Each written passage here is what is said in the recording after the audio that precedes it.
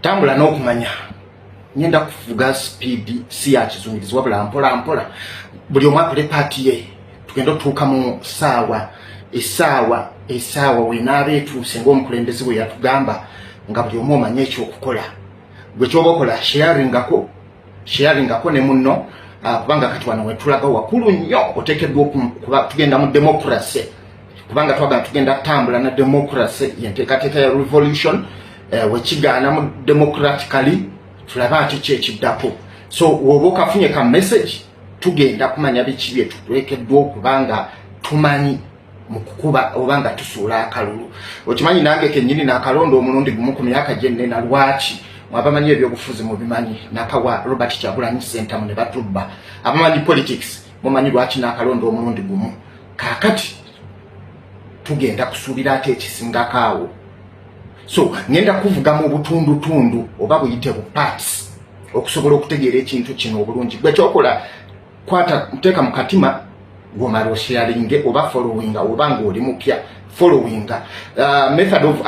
algorithm mugimanyi nti kasobola ba video n'ogimalayo nze kasita postinga wano wali kabaka ewanikayo bwewaniso oba obugenda kukalaba so kwata mu katima gabana ne munno omanye eki kyoteekeddwa okuyiga ng'oyingira mu kye tuyita protest vote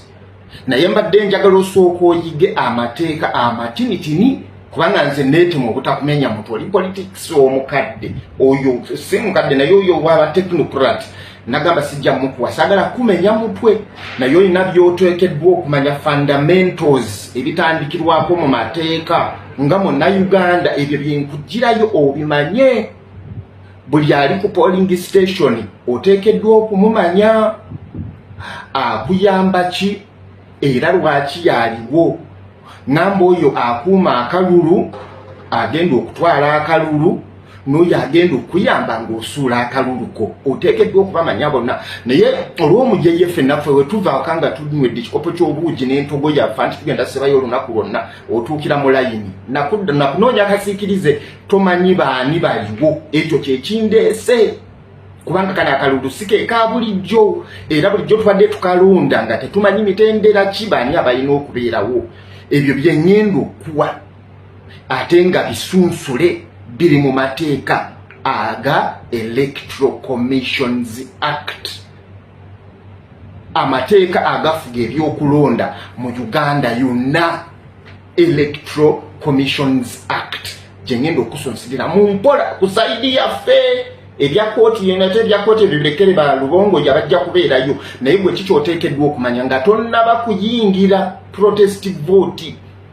tokkirizibwa kusuula kalulu nga ekifo ekyo kijjudde amagye ngenda kukubira buli kimu mpola step by step pati gye naakomako ojja kuba omala okugenda okuyingira kalulu tokkiriza kusuula kalulu nga waliwo amagye tokkirizibwa kusuula kalulu nga waliwo abapoliisi abasukka mu babiri tokkirizibwa kusuula kalulu nga waliwo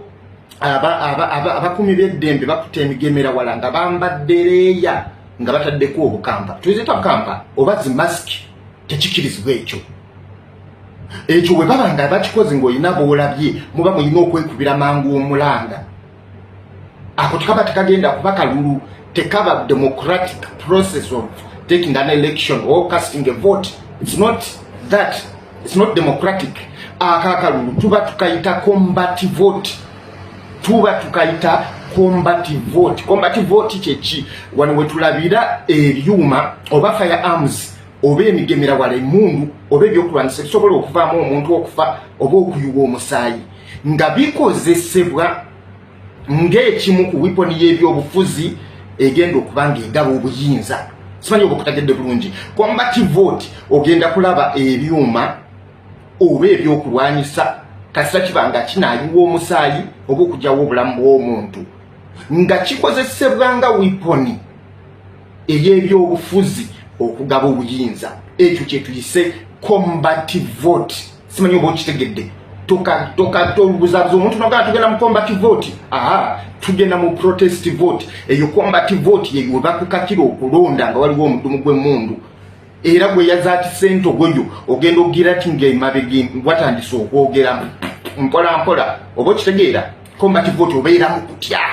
kubanga sife nanti tulina rules tuli ba Ashraf security abalala batya abajja okulonda naye nga bwamagamaga tokitegeera kati omuntu sitayiro olyo wagenda mu combat vote agenda ovaawo ng'emabega eyazayambadde panti eya white efuuse eya yero wansaawo eyo combat vote tekkirizibwa. Lwaki ndikwigiriza ebintu bino bingi nti tusuubirwa ludi bwe baba bali baguyita muyago baguno bagenda kuguyita batya tsunami kigenda suka kubanga abaana abato bangi abagenda okutandika okulonda luli abaana twalondanga bali mu ddiba ku luno suubira numbers masses okulonda Kyagulanyi ne before they enter the protests bateekeddwa okubaanya be balina okukola ki okumanya so olwokuba nti abaana bangi abavubuka abangi ba teenagers abagenda okulonda sharinga video zino bamanye bambi be bateekeddwa okola baleme kutusuula mu nsobi twagala tutwa process by process kuba kati aba NRM bali naive oba kitegeera ani ateekeddwa okubeerawo ku polling station bw'oteekeddwa okukola ki era ovaawo ddi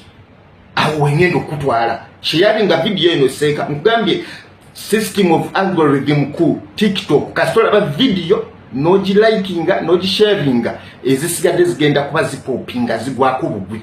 kyenyinza okugamba kiri eki fasten your protest vote seatbelt ogenda kiwulira omukulembeze kaakole ekikye system ya content oba embeera ya content eyawukanamu owa breaking news kajja ekiseka kakulage bafana n'omulala nze kankutwale mu process y'okulonda oteekeddwa okumanya electoral commission byetagenda kugamba nga bwe bakubuzabuza nti SFC egenda okuma omukulembeze tekikirizwa siwe ekitowe kiri wekikolebwa oteekeddwa okukimanya naawe mu mateeka tekikirizibwa kyekino kyenkutwala mu electoral commissions act.